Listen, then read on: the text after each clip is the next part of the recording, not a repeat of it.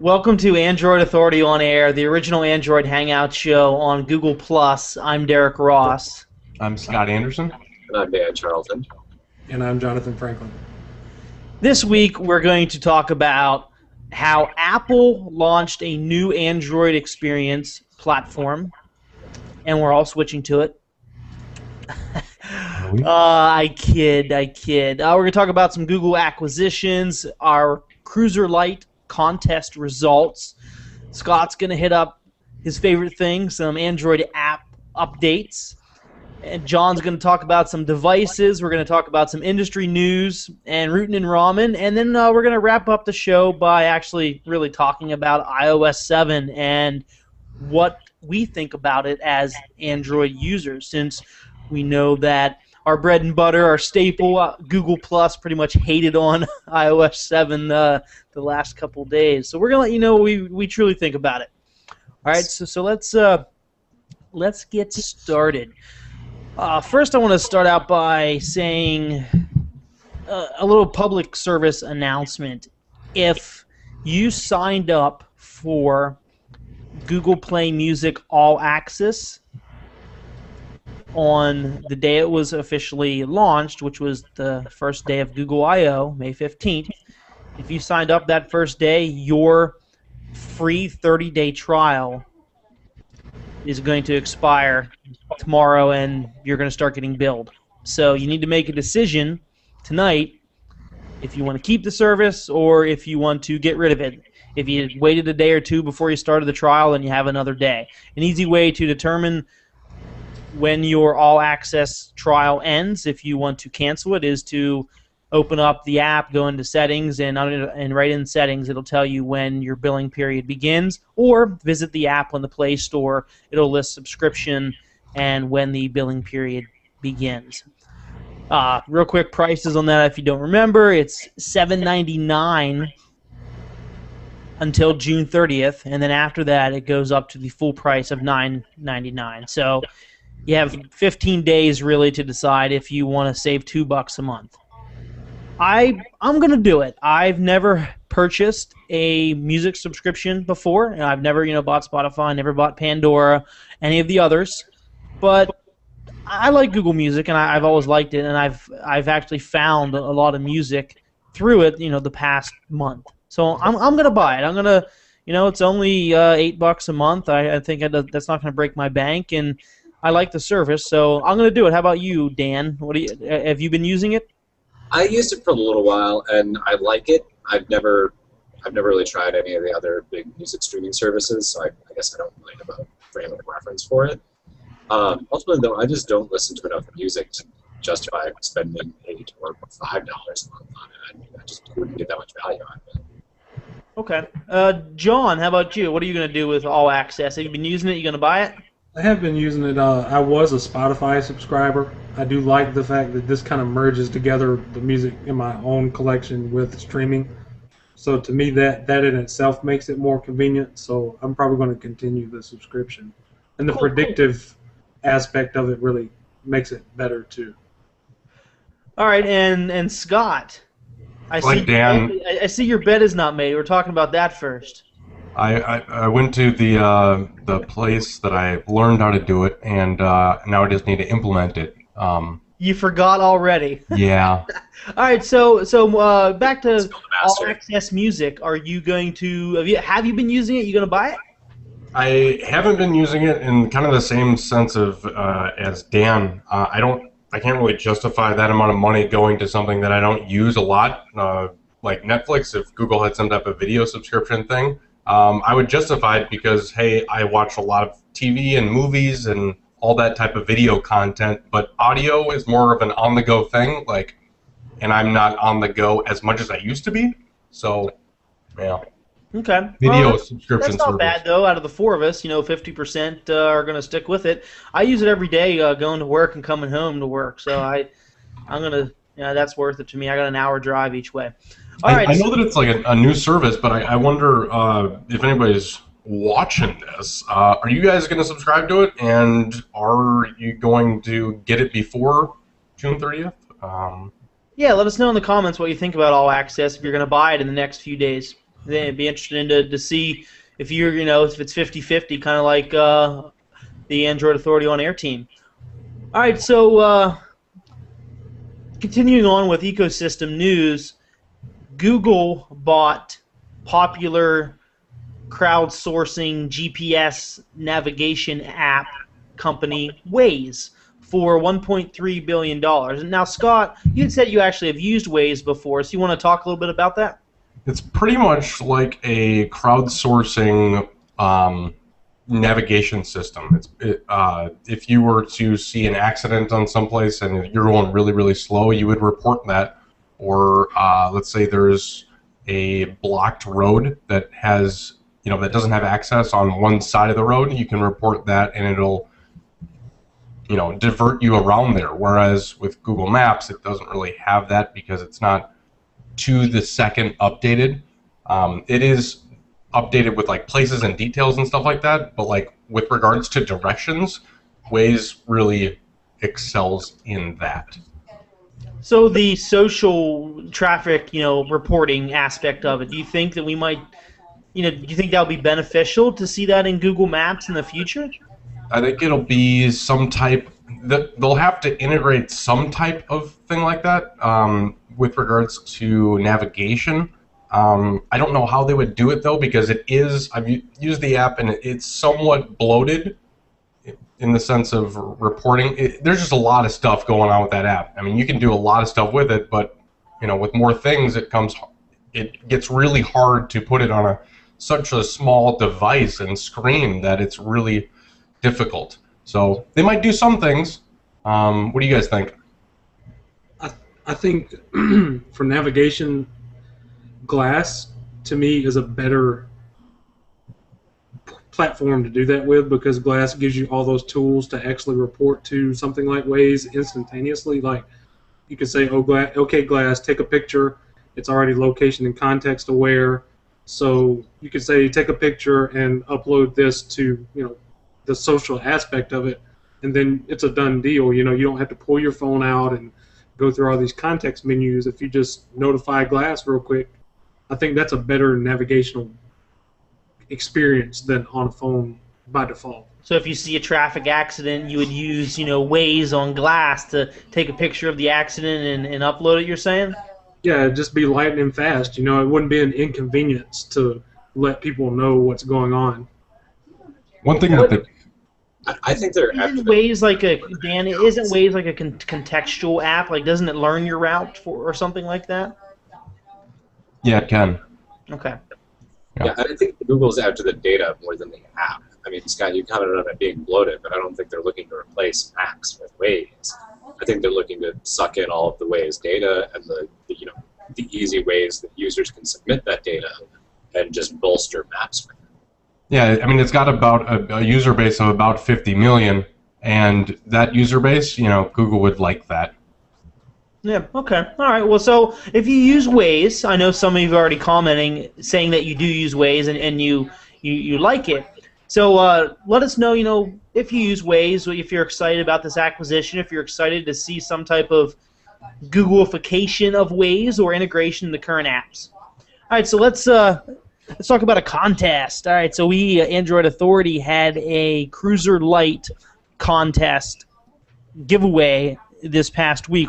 Up for grabs were 20 different $10 gift codes where you can go to cruiserlite.com and use the $10 off on a purchase of your favorite phone case for your favorite Android phone. They have cases for all the popular phones, even the Galaxy S4. They got some new exoskeleton, hardened cases, as well as the standard, Androidified TPU cases. They're really nice cases. So if you didn't win, I would say check them out, cruiserlite.com. Sorry, so let's get to the winner. So just in case you're watching right now, I'm going to read off 20 names.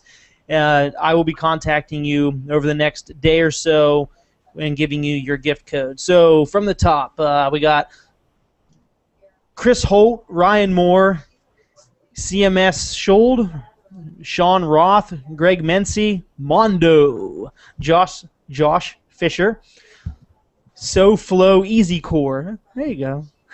Neil Lund. Hey, he's a fellow Google Pluser. I recognize him. Bill Jude, Angel Zapata, Zane Saeed, Doug Ford, Montana Molby, Kevin G, Dustin Sand, Colin G, Tony, and SDL78. Once again, if you didn't hear your name, there's plenty of other opportunities from Android Authority in the future for giveaways. And if you did hear your name, I'll be contacting you very shortly at the email address you have registered on the Discuss comment system. And then you can get your code and go use your $10 and have fun. All right, so let's talk about some app updates. Scott Anderson's favorite part of the show. So we got some new stuff in the Google Plus app update. First of all, when you launch the app, it now, with the last update, when you launch the app, the stream wouldn't refresh, which was annoying. You'd have to click the refresh button. It'd say tap here to refresh. Well, now it refreshes right away when you launch the app. That's nice. You can also delete photos from Photos View, which, again, is nice. Performance improvements. Also, global notifications. So if you see a notification on desktop, then it will get taken away from the mobile. So that's good. Google Music got updated. You can keep music on your device a lot quicker. You can have, there's a low, medium, and high bandwidth setting for mobile bandwidth usage, search quality improvements, and overall reduced data, which is always nice with those low data caps. Also, Google released Google Cloud Print. This was a nice feature. There were some third-party apps that would hook into the printing service before, and now Google has released their own official one. Kind of neat, works very simplistic, very easy to use. But who prints things these days? Do you guys print things? Hardly ever. Okay. Yeah, Scott, I was trying to think when I installed that app. I was like, wow, this is so cool. I've wanted this for so long, and then I remembered, wait a second, I used to use the third-party version of this a year ago. Why haven't I used it in a year? Oh, that's right, I don't print anymore. But, if I'm ever out and about and I need to print something on my home that's waiting for me when I get home or something, I can. It's an added bonus feature. I don't know how often I'll use it. At work, I print more than I do home, but still not that often. It is worth noting that Google just struck a deal with HP, along with bringing Google Apps to a lot of different places as far as enterprise goes. So this is a really timely kind of update for that to take place.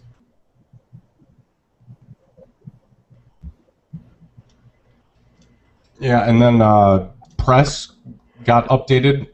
John, I know you use Press. Yeah, they did have a couple of UI enhancements, including drop downs to get to your feeds a little bit faster, where it used to take you to a different view. But the biggest thing worth noting is that they're adding support for Feed Wrangler and Feed Bin. Both of those are actually subscription models, but the app also knows that they're going to be adding support for Fever and Feedly in the near future, and Feedly's actually going to be a free model that's similar to Google Reader as a backend. That's the main thing that's worth noting, is even if you don't use Press, we're about 2 weeks away from the Google Reader shutdown, so all of your favorite RSS readers are very likely to get an update very soon. And on your end as a user, you need to make sure you decide which one that you want to use and get yourself ready to migrate away from Google Reader in the process. Get your feeds migrated over to Feedly or wherever you want to use, and go ahead and make sure that's ready, because they're ready to swap over to this now. Cool. And we did have some device news, kind of small device news. Is the Galaxy S4 Zoom. It is official, and it is a phone and camera hybrid, because we all love hybrids. This one kind of rounds out the whole Galaxy S4 lineup, which we have the S4 the S4 Mini, the S4 Active. Now we have the S4 Zoom, and you also have the S4 Google Experience Edition. But this one's going to come with a 4.3-inch QHD display, a 1.5 gigahertz dual-core processor, 1.5 gigabytes of RAM, 8 gigabytes of onboard memory with an SD card slot, 16 megapixel camera with 10 times optical zoom and optical image stabilization. So the camera on it actually should be very nice. And of course, you got all the usual connectivity in a phone, which is LTE, Wi-Fi, Bluetooth, or an NFC. And oddly, they have an event scheduled for June 20th in London to announce.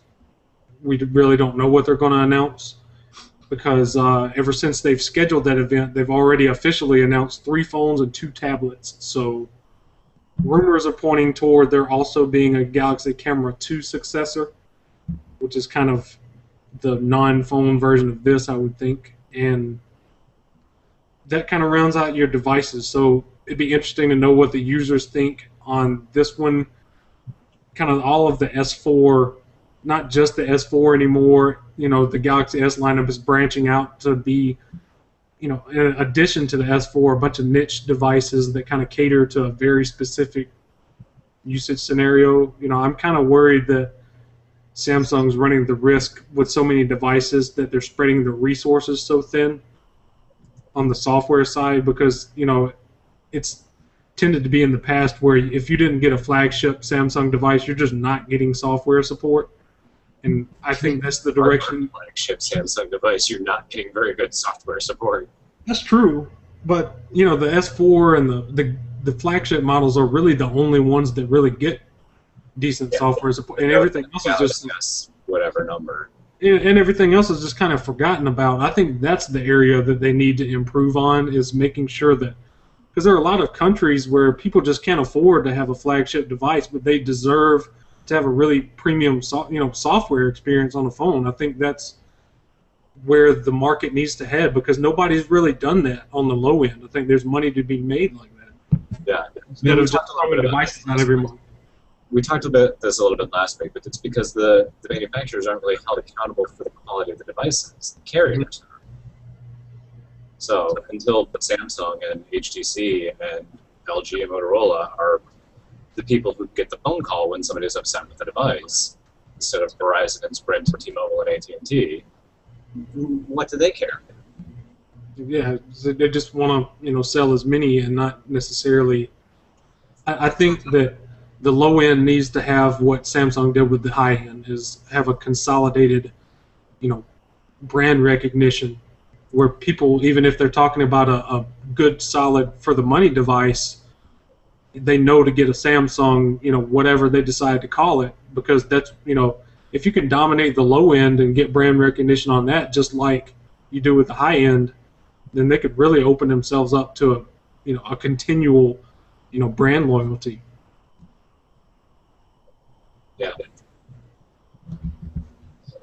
Getting into some industry news, T-Mobile and AT&T are expanding their LTE rollouts, adding a whole bunch more cities for both carriers. Meanwhile, in the ongoing drama over who's going to buy Sprint and Clearwire, Clearwire's board is now recommending that they accept Dish Network's offer for about 49.5% of the company. Dish is offering market value, and Sprint is offering about $1.10 per share below market value, which is about a quarter of the value of the company below market. So Clearwire's board is recommending to the shareholders that they vote for the Dish Network deal. To be clear, Dish isn't trying to buy out Clearwire with this. They're trying to buy half of Clearwire. Sprint still owns the other half one way or the other. Meanwhile, SoftBank is upping their offer for Sprint up to $21.6 billion, or still just under $5 billion less than Dish Network's offer to buy Sprint. So if Dish can scoop up Clearwire, that definitely makes them a much smarter fit for Sprint. Meanwhile, if SoftBank can't get their hands on Sprint, they apparently are looking at a potential T-Mobile buyout, which would definitely make Deutsche Telekom happy, because they've been trying to get rid of the company forever. But Otherwise, a lot of interesting back and forth between SoftBank and Dish Network fighting over Sprint right now. So it'll be interesting to see who comes out on top of that. And hopefully, Sprint can kind of put their crap back in order once that ends. So, Scott, how are things going in the root and ramen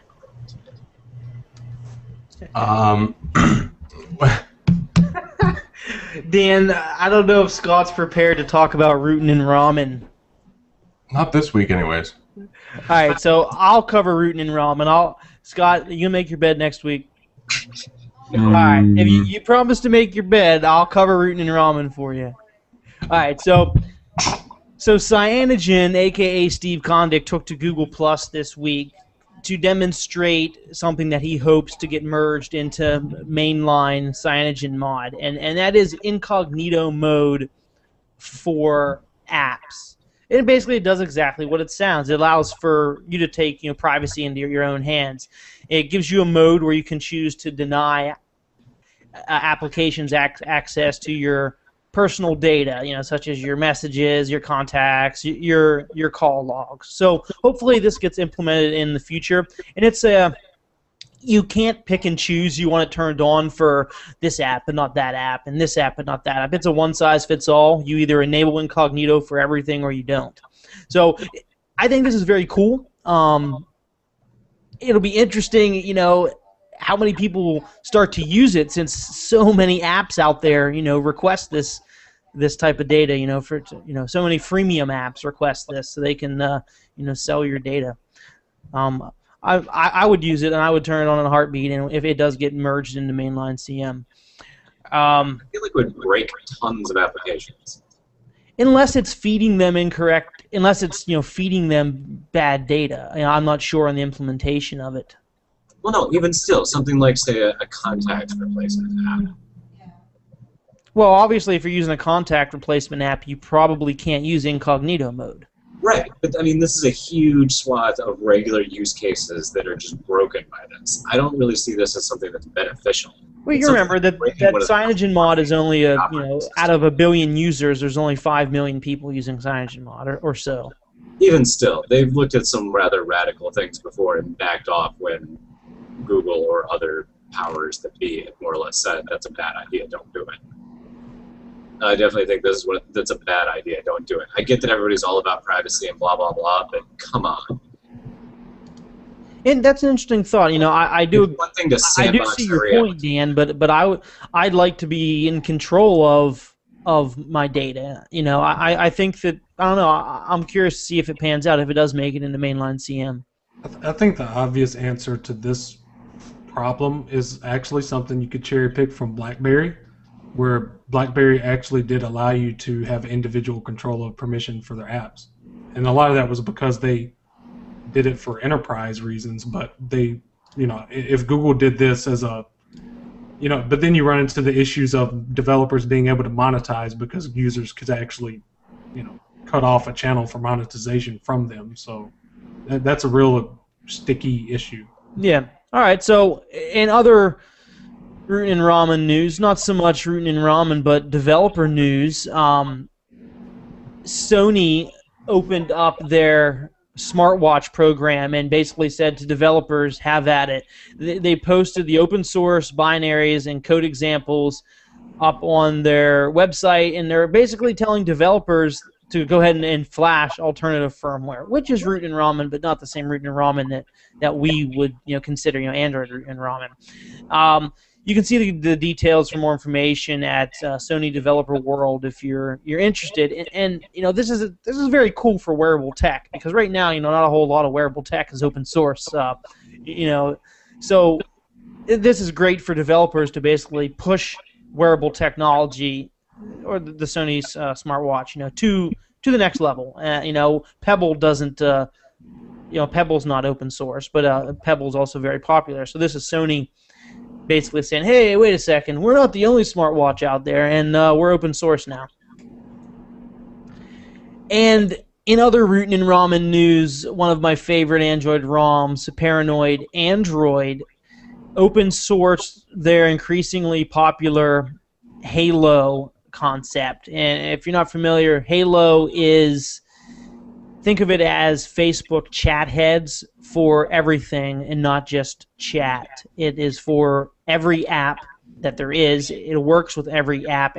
It's a way to view your notifications and open the app that produced the notification in a separate window on top of what you're already viewing.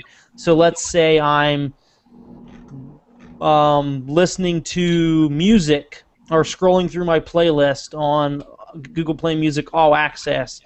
Dan sends me an email. I get a Gmail notification. Normally I would have to stop looking at the playlist to read and respond to Dan's email. Now I can basically have that still stay there and a window pop up and reply to Dan's email if I want, all without having to leave Play Access.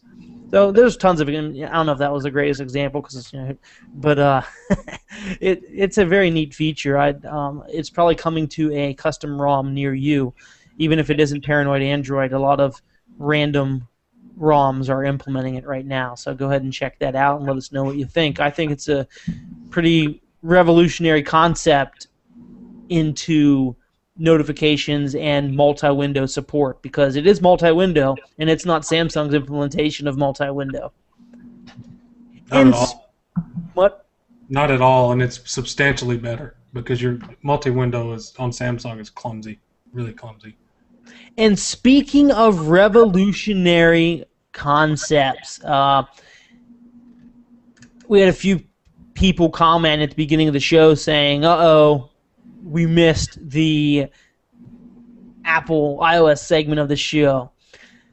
You did not. We're gonna talk about why Dan, John, Scott, and myself are going to be switching to iOS 7 and leaving Android. I can't finish that sentence. So John, let's talk about, since you're Johnny Frank. You're kind of similarly named to Johnny Ives. That's true. Let's have the meeting of the Johns. Let us know what's coming with iOS 7 and why do we want it and why we don't want it. Why do we love it? Why do we hate it?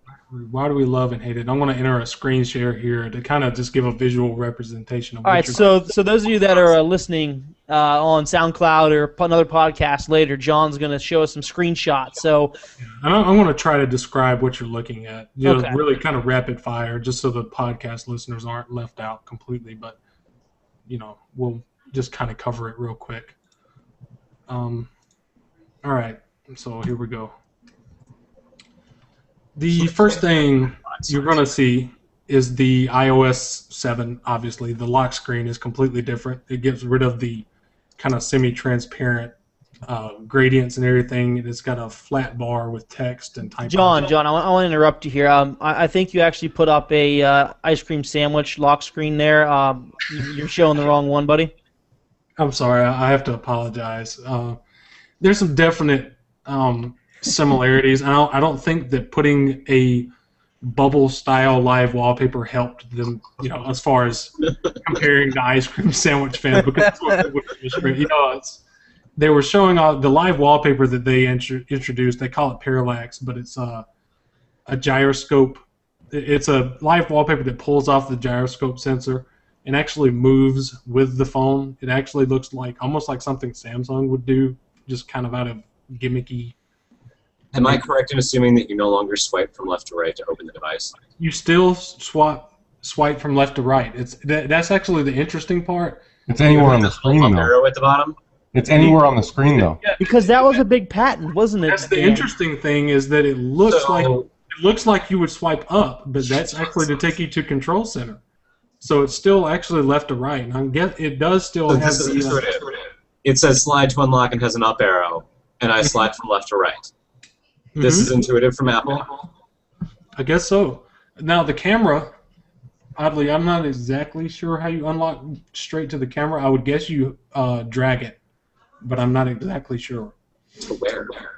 I guess you would drag that up, and the slide to unlock is still left to right. The arrow on the bottom is actually to open up their new control center directly from the lock screen. So you know something else that reminds me of Android is not because of the bubble circle background, not because of the minimal look of the top and the bottom, the unlocking, but the time centered in the middle with the thin. I mean, it's not Roboto, but it's pretty damn well close to looking like Roboto. Like it looks like a very thin kind of derivative of Helvetica. If anyone. Yeah, but I mean, a thin time in the middle with the date underneath it. I mean, I'm sorry, that this looks like what we've been using for the past 2 years. So I'm gonna pop over. No dash clash. I'm gonna pop over to the home screen. So the icons, the home screen itself has been kind of drastically changed, and Samsung designers help. People are in a constant debate over whether they like the icons better or whether the colors, the shapes are it's minimal in shape, like the weather, and the majority of them are very simplistic. In the color palette is kind of all over the place, but. Now, Dan, not Dan. I'm sorry. Now, John, correct me if I'm wrong here. I heard that what they did to design these icons is that Johnny Ives actually looked at Matias Duarte's shirt collection and decided to use the colors on his shirts to color the icons on the iOS home screen. Is that true or false? Well, Matias to be fair, Matias's shirt collection pretty much covers every color in the spectrum, so it's hard to get away from that. But the curious part, and just as an example of what you're looking at, if you look at the weather icon and the App Store icon as an example, the gradients are actually in different directions. Like one of them, the shiny gradient comes from the bottom to top, and then the App Store one, it comes from top to bottom. And you see that in a couple of different ones. The mail icon comes from bottom to top too, and the a couple other ones. It kind of makes you curious because with iOS 6 and below, they always had that top gradient that was very consistent in iconography on all of their, and that's kind of curious. It makes you wonder if they were really designed at the same place, or if it was kind of a design by committee thing. Looks all the icons, and it's really 12. This is like a 4th grade project. Yeah, so I'm wondering, does Johnny Ives have any children, and did he go up to his son or daughter and say, "Hey, go get your fluorescent colors. We got work to do"? It's really this is probably the biggest point of debate over a lot of the. Not just the fans of it, but a lot of the analysts and the blogs and everything that are taking to it is that the icons may be a step back. Not necessarily the concept behind going flat with the icons, but how they implemented them. A lot of them just look like they changed it for the sake of change and not really designed it. It's like, hey, listen, we haven't changed shit in 5 years. 6 years, I'm sorry, in 6 years, let's go ahead and just change everything with the icon colors because we can. Yeah, and there's no sort of theme to it. Safari and Calendar and Photos and Newsstand and a couple others are white backgrounds with random crap on top of them. And then everything else is a colored background with a couple of them are colored with just white on them. What I want to talk about is there's a lot of users that have been using it. Okay, so a lot of users on iOS, a lot of people are used to what they're using. So will this be successful, and will this be something that will push Apple, into a higher percentage and fight back? It's also worth noting that this is, essentially beta software. They have time to listen to feedback and change some of the things about it. Yeah, they did that really nice with Apple Maps, right? Yeah. I mean, it's a point of debate whether they actually will. But if enough people, complain about it, I do think I do think a lot of these things are moving in the right direction. And to be honest, with Android, when they redesigned and kind of came up with the hollow theme, Ice Cream Sandwich is the first one that the majority of people saw, but really Honeycomb was the first one that really introduced that design language. And Honeycomb was a little bit overdone and too much of that kind of Tron flat boxy look. So if Apple is smart enough to really evolve, they can, there's still refinement to be done. Yeah, So, but Apple's big thing is, ooh, we're a design company. Everything we touch is pretty and lovely and awesome, and this is just ugly. It is interesting, and I'm curious. It's really hard to tell so far, and I'm going to pop to the next slide. This is the new camera, by the way. But what's going to be interesting about it is really when it gets in the hands of average users, because right now you're talking about really tech, kind of guys. This isn't the casual average fan that's analyzing this. You're going to have to see how the users react. I don't have a problem with the camera software. The camera is actually pretty improved. You can swipe over to go directly to, say, a square image or video or photo. It's actually been simplified a lot. It just gets rid of the really big gradients and everything. So I don't think there's a lot to mention because the camera hasn't really changed much in functionality. Now, just demonstrating this real quick, you can implement filters. TouchWiz does this. It actually has filters built into the camera too. Well, so does stock Android. The filters came out with the ice cream sandwich. So we've had that for 2 years. The difference with stock Android actually does it in the gallery, and this is done on the camera. So it's done live.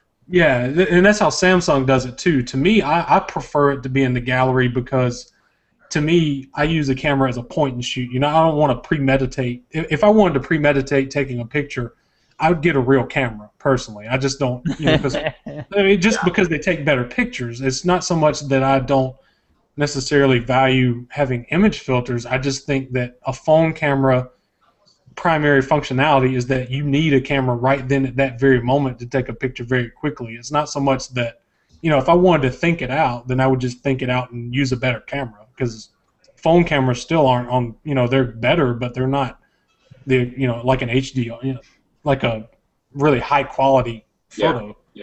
No, they already took 650 pictures with that camera.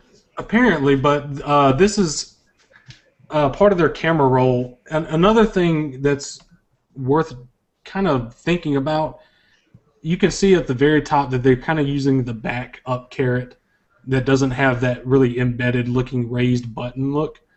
And it's using a lot more typography. Wait, tell me more about how you navigate through Android apps. Well, this is interesting because when you're talking about applications or developers that kind of focus on cross-platform, if you look, the camera roll is actually, when you hit back, the text is telling you where it's going to go to. If you go back, where on Android, on the action bar, the text actually tells you where you are. So it's going to be interesting how many developers kind of screw this up for each platform. Oh, wait. Let's go back to the camera roll, not you're in the camera roll. Yeah, that's not where you are. That's where it's going to take you. So you're probably going to have developers that get confused as to which to put up there. And that's kind of sad because, we all know that a lot of applications get ported to Android from iOS. So you hit back right there because the back is telling you that back is camera roll. Yeah, the back is telling, and I don't really think either one of them is necessarily wrong. I just hate the fact that you have the potential for it to be different than what the user interface's convention is going to be if you're talking about a developer that's developing for different platforms. And the other question mark is just the done button. Well, that's actually the point of editing an image right there. That's what this screenshot's of. And the other thing to start editing it. The other thing that kind of makes me curious about this. Done editing. Yeah, when you're done editing, I guess. So both camera roll and done take you back to the camera roll. No, done. Well, yeah, I guess done technically would take you back to it, but. Because it would be done editing. So what would you do once you hit it? Well, in the case of iOS, in the case of iOS, you have to provide a back because there is no back on the. Oh, that's right. Because there's no back. So it makes sense that they did it. It's just then the other thing that kind of makes me curious is you got 3 different types of typography on the top bar right there. Yeah. And you really don't have a clear touch delegate. But the thing about that is not so much that it's typography; it's that what is it going to look like when translations come to play in languages that have where a word is going to be substantially longer than that? Is it going to be a scrolling marquee of text, or is it going to be, you know what I mean? That's a legitimate concern. I think that developers are probably going to resort to having to use iconography instead of text in situations where they can't fit everything on the top bar. Yeah, I mean, even on this one, it already looks bad with camera roll. But it's kind of cluttered. It's kind of cluttered like that, and it's really not big text. It's not a long description or anything. It just makes you kind of wonder when you translate it into Norwegian, what's it going to look like. So, AirDrop is another one that they announced, and what AirDrop does is very similar to Groupcast on Samsung, where it uses Wi-Fi and Bluetooth to be able to share directly with iOS or Mac users. So what you're going to do is it's going to use kind of like it doesn't require you to be connected to a Wi-Fi network. I don't think it actually can use the network, but it's very similar to Wi-Fi Direct, where you're going to be able to send people images and multiple people images. So it's Wi-Fi Direct, and so it's something else that we've had. It's Apple's totally proprietary and unnecessary implementation of Wi-Fi Direct. It essentially is. It's functionally the same as Wi-Fi Direct, and this is their jab. They were taking an NFC where you don't have to touch phones together. But the thing about it is that Groupcast does the exact same thing, but the other part of it is NFC isn't just used to share photos or applications, is the thing about it. NFC, when we went to the Big Android Barbecue, they used it, as an identification method where people would touch a paper slip that was NFC enabled and actually get your information directly from that. You have the potential for mobile payments. You have the potential for, even if you wanted to, say, put a NFC tag on the outside of a restaurant so it would automatically let people check in on Foursquare or something like that. NFC has a lot more direct capabilities because it doesn't require you to initiate a connection. The music application has been, pretty much redesigned, and another thing is they announced iTunes Radio. iTunes Radio is very similar to Pandora, how it is basically a DJ that comes up with playlists based upon your music interest, and you can kind of see where they're going with the user interface inside applications. And I do think it's a big step forward for them over the skeuomorphic kind of look of the fake leather and paper and all of those backgrounds. It's very typographic. It's very thin. It's very kind of light. But also the other thing worth noting is in the majority of their applications, the backgrounds are pure white in nearly everything. It almost reminds you of the first iPod, in user interface. You can see the bottom where they have the 5 options on the bottom kind of action bar that they have. That has remained functionally almost exactly the same as the last one, so the users shouldn't get thrown off too much by it. It's just a lot more typographic without having the raised button look. I do think that's a better look for them than it was.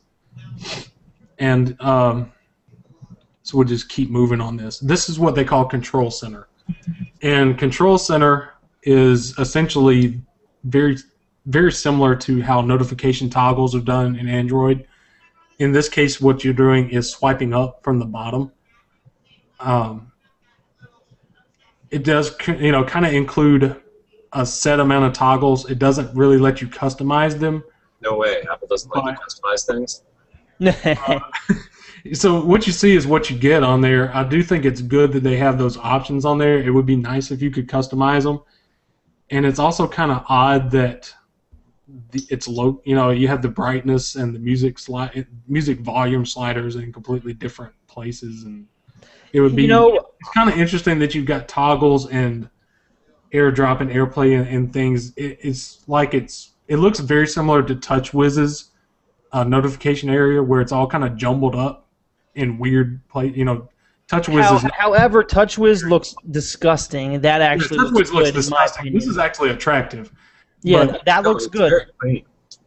TouchWiz is what I'm trying to say with TouchWiz is TouchWiz does it in a really cluttered, kind of ugly and disjointed kind of way, and it kind of reminds me of that, where you like the fact that it's functional, but it's not attractive. Like it could be done better, like it could be organized better, and that's yeah, it's cluttered and it doesn't really flow. I'm going to disagree. I love the way that looks. I think it's very minimal looking. I love the icons. I like it.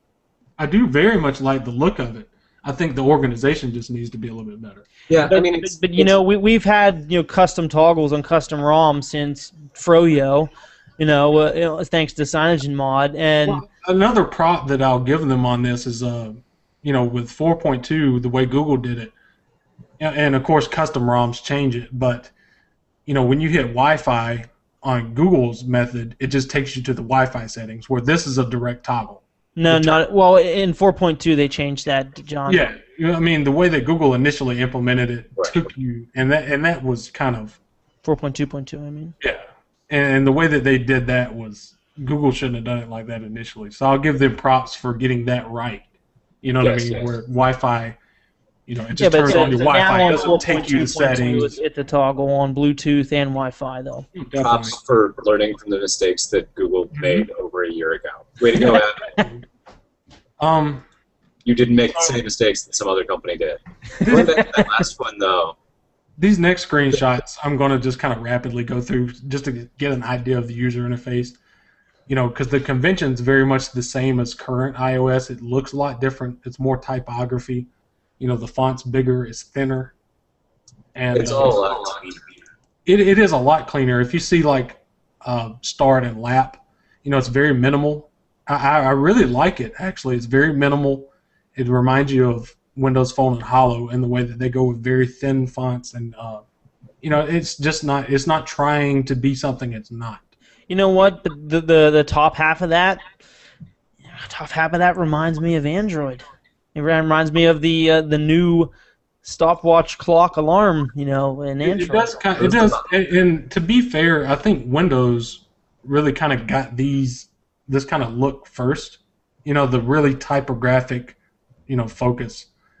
And Windows kind of went a little bit too far on the flat UI. I mean, with the tiles, and it's kind of really mono. When you customize it with blue tiles, your whole phone experience just becomes blue everywhere.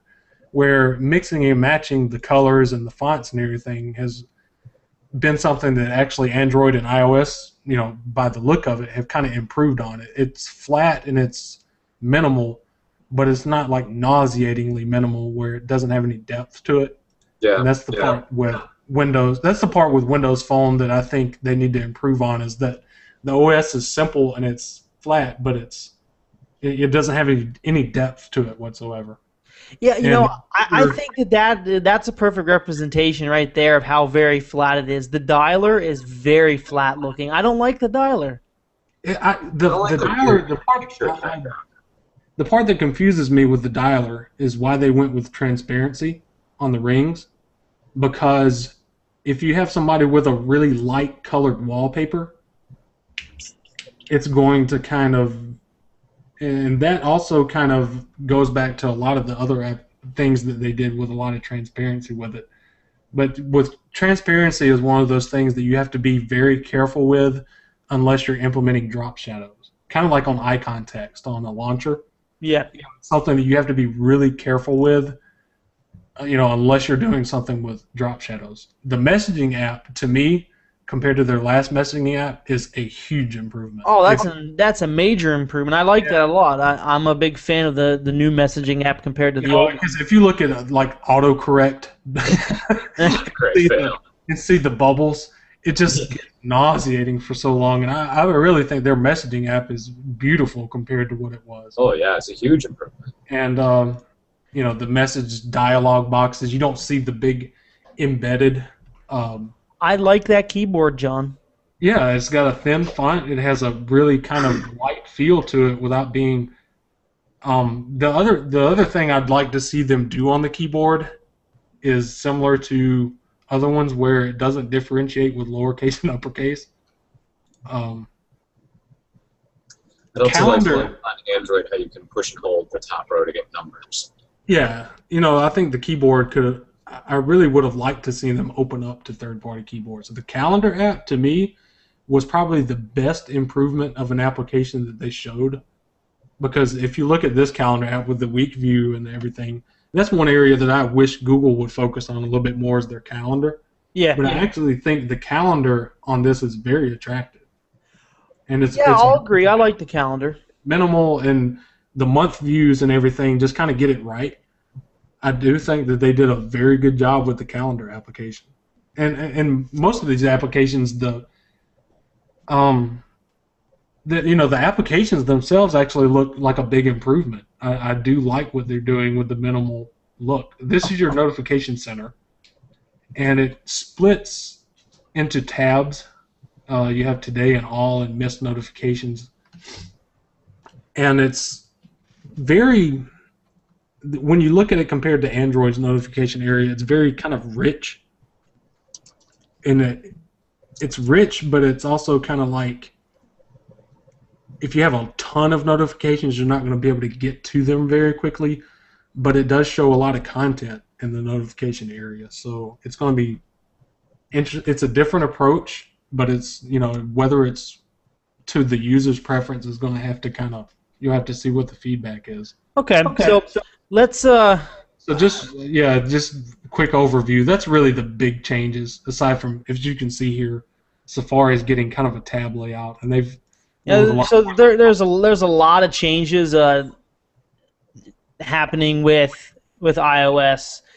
The rumors were true. The icons are all different. It's a much flatter, more minimal design. Me being a fan of minimal themes for Android, stock Android, I don't like Sense. I don't like TouchWiz. I don't like anything that isn't stock Android or AOSP based. I like minimal Android. So I'm a fan of the new iOS 7, except for the home screen icons. I mean, everything else I like. I don't see anything wrong with anything else. I mean, there's maybe a tiny little thing here or there, but Android has a tiny little thing here or there that isn't perfect either. So if we could take away the icons, I'd love it, and I wouldn't. I mean, I don't like the platform. I'm not going to drop Android. Don't get me wrong, but I love the new design. I think it's great. They have a new design. It's not 6 years old anymore. They needed to do this. I'm happy. No, I think you're absolutely right. Apart from the really kind of random iconography, everything else about it is clean, it's uniform, it's unified, it's straightforward, it's very Apple. And, I mean, it looks nice. It really does. Like you said, I'm not about to rush out and get Apple. I don't really care for the platform. Apple didn't really announce anything interesting, special, existing insofar as developer options or new features or new service. Well, I guess iTunes Radio is a new service, but really iTunes Radio and a polish on the UI is all they have to offer for innovation. But hey, the new Mac Pro, that was their big claim to fame, is innovation. But we're not talking about PCs this show. So John, after you have an extensive review, you obviously taken a lot of time to look through iOS 7. What's your quick and dirty final thoughts on it? Final thoughts. I think that it looks a lot better. It does look a lot better than the skeuomorphic. And to be fair, I hate skeuomorphic UIs. Even with my desktop with Linux, I've always gone for the minimal look. But the biggest question mark that I have with iOS isn't so much, what did they do? What are they going to do? Because Apple's always been, this is what you've got, deal with it, and the question is how the average user is going to respond. I think the enthusiasts are really going to like it because it does look cleaner, it does look fresher. I think the ones that bought it for familiarity and building off of their previous experience with iOS is probably going to see this and boot it up and get absolutely frightened by it. And that's not just because of the way the UI is. That's because people are so scared when they see change. And because it's a change, I think people are going to, you're always going to have people that, even when Google updates something, you have people that are half and half. And the last point is the question mark of, is Samsung going to be looking at this, questioning and trying to do something with TouchWiz, because we all know that they've tended to use some influence. I think that one benefit of iOS being so white, like so many white backgrounds, is Samsung would be committing suicide to themselves if they implemented it, because their LED displays, use substantially more power producing the color white than any other one. So I don't even think Samsung's going to have much that they can take from this, because they would completely kill their user experience. So before we get to Scott's thoughts, I hope that Samsung does something, because their UI is just old and outdated as iOS 6 and below. So I think they need to do something. I hope this is motivation for them. I just hope they don't I hope that, if Samsung feels that, Apple felt the need to step up because of Google, Samsung doesn't need to necessarily feel the need to step up because of Apple. Samsung needs to cut the middleman out and be more like Google and just be done with it. Is my personal opinion of it. Scott, are you switching to iOS? No, but with regards to third-party device manufacturers or whatever, leave it stock, let the user decide what they want their phone to look like in the end. Pretty much. I like the new look. I think it's going to piss a lot of people off, because everybody's been very used to something, and it hasn't changed for so many years. This is a very big change, especially the transparency. That will make people angry. But yeah, not changing. All right. Well, I see we have a lot of comments basically showing me. I'm not going to repeat what they say, because there's some choice words that well, I'm just going to say I'm not going to repeat them. But it obviously shows that there's fanboys, air quotes for you guys listening, that exist on both sides of the spectrum. Either you love the platform you use every day and you hate the competitor, or you don't care and it's a mobile platform and you use what you like. So I think that's what it boils down to. If you like Android, you're going to use Android. If you like iOS, you're going to use iOS. It all boils down to your own personal preference, and some platforms allow you more personal preferences than others. So if there isn't any other questions, I see, basically, I'm looking down through the comment list here, and a whole bunch of comments on iOS and Android in general. No major pressing questions. Actually, you know what? Just a thought here. So, iPhones generally have pretty good battery life. Well, Christian Claus wants to know, is Apple's iPhone 5 LCD, AMOLED, or LCD? Because all that white is such a battery hog, and that is true. White is a battery hog, but that depends on your screen. LCD, there's no difference whatsoever producing colors, because LCD is backlit 100% of the time. Yeah, I think that's why he was asking. He wanted to know if it was LCD or AMOLED. And AMOLED produce black white without any color at all. The thing is, the iPhone is neither of these. It's IPS. So, kind of an irrelevant debate. IPS is powered slightly differently. It's still backlit, but realistically, projecting the white is not any more battery consuming than any other color for IPS displays either. And AMOLED displays use roughly 3 times as much power producing white than it does any other color, because it requires every single subpixel has to fire full force, basically. Where, so essentially, with OLED, you would want to have a dark theme, period, and preferably. Yeah. Okay, so Scott. Where do people find us when they're not watching us on the YouTubes or the Google Pluses? YouTube, obviously, like you just said. You can listen to us on SoundCloud, Podbean, iTunes. SoundCloud is kind of where it's at. I do like their mobile app right now. Also, AndroidAuthority.com. Check us out there. We do a post after every show. And I'm going to start doing something new. I did a test of it on the last episode. I'm going to segment the show on YouTube and give you segmented things about when we talk about things, because I know that it's a long show, and if you want to listen to one thing, then go ahead. But I'll be segmenting the show, so. So we'll Scott, any chance we can get that awesome segmentation on SoundCloud? Ooh. I don't know. I'll look into it. Okay, all right. So more Android Authority on-air features coming at you, thanks to the man, the myth, the non-bed maker, Scott Anderson. All right. Have a good night, everybody. Great weekend. Long live Android. I mean iOS 7 or whatever you choose. Good night.